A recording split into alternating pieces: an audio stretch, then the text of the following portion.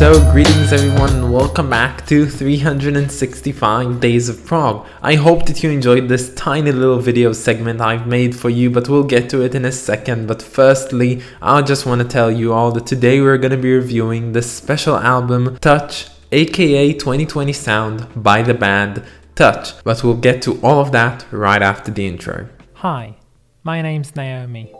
I'm an avid progressive rock fan, but I'm a long ways from knowing all the prog albums out there. But this year, I'm gonna give it a try. This is 365 Days of Prog. So, do you all remember yesterday when I said this thing? I am kinda sick. I have like a sore throat. Well, that was not actually the entire segment. The entire section of video went actually something like this. I am kinda sick. It's not coronavirus, at least I was tested positive to it, negative to it. And boy was I correct in my honest assumption.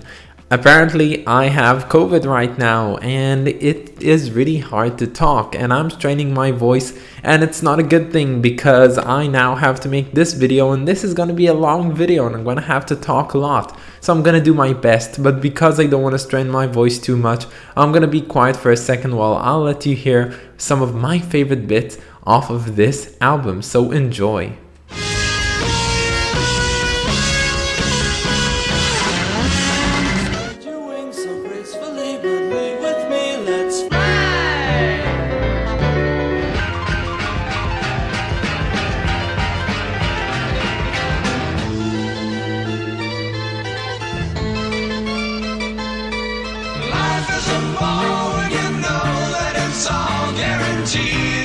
To make you happy.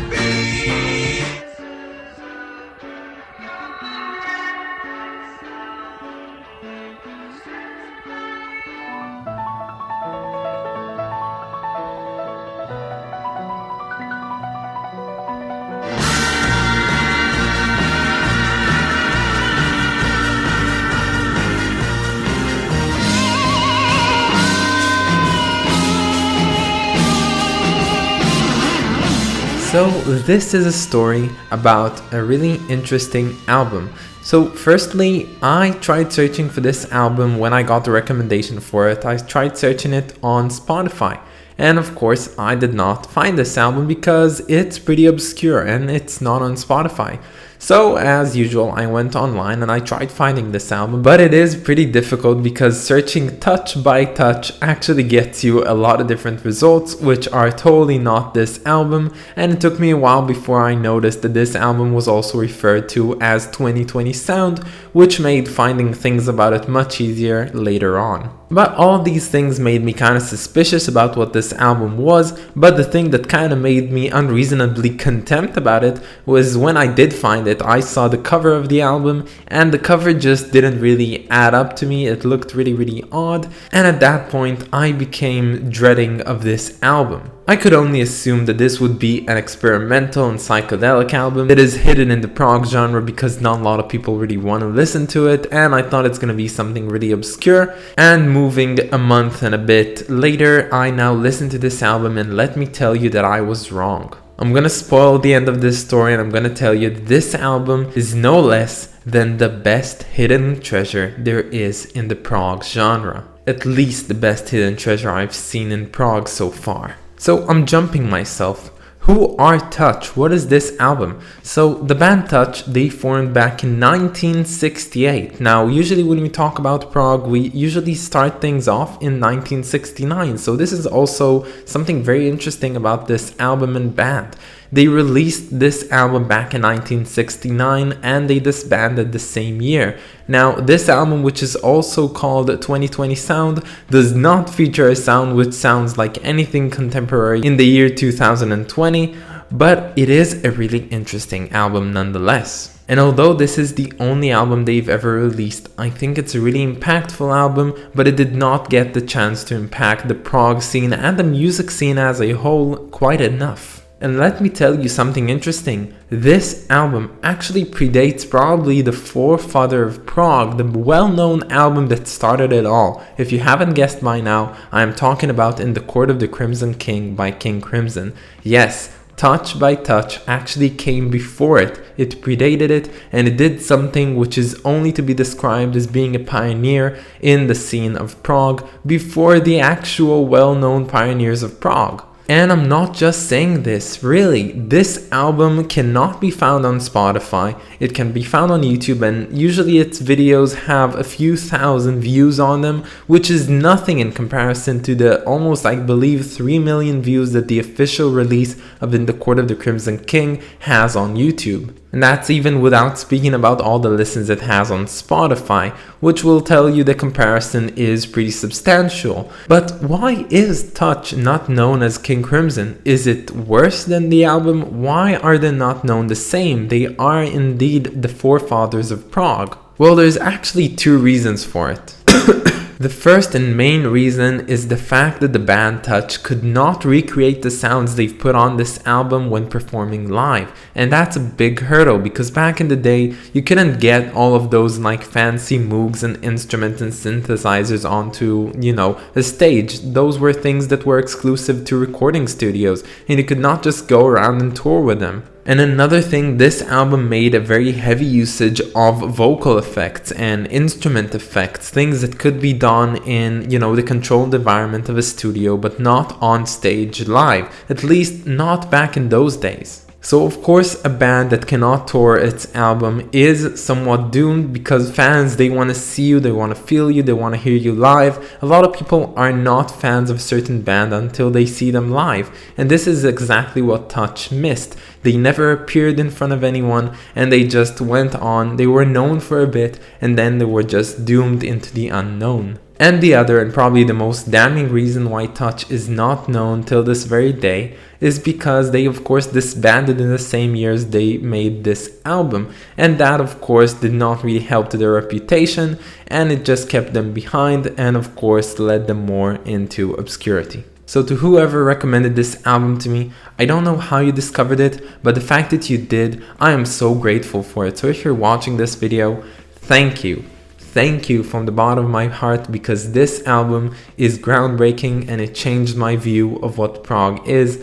So I'd like to thank you for it. But is this album actually good? Is it worth listening to? Well, as I see it, yes, this is an exemplary album. Everyone should go and have a listen to it because it is something special. It has a lot of weight behind it, and I think if you've not heard of this album, did not hear this album, this is a great time to do so.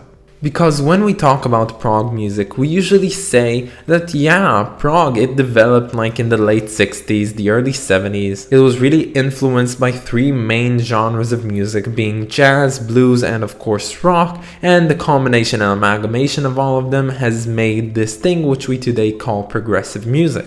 And it's all fun and all to talk about it and say it on paper, but it's actually something different, really, really different to actually listen to an album that you can experience this shift, this, process of creation. And this album is just that. You feel all of the influences flowing into this album, but you still know that it creates something new, unique, which was never heard of until the moment this album came out. Songs on here can just literally sound like they have some jazz solo in them, or they have the bluesy, folky singing on them, and they of course sound really rock and experimental. So basically Touch did progressive rock before prog was even a thing. I don't know, maybe I'm going too far with this, but what I do know is that the entire lore of this album does not subtract from the music found on it, because the music on here is really enjoyable. It's not just experimenting and getting it all wrong, it's somehow experimenting and getting everything right.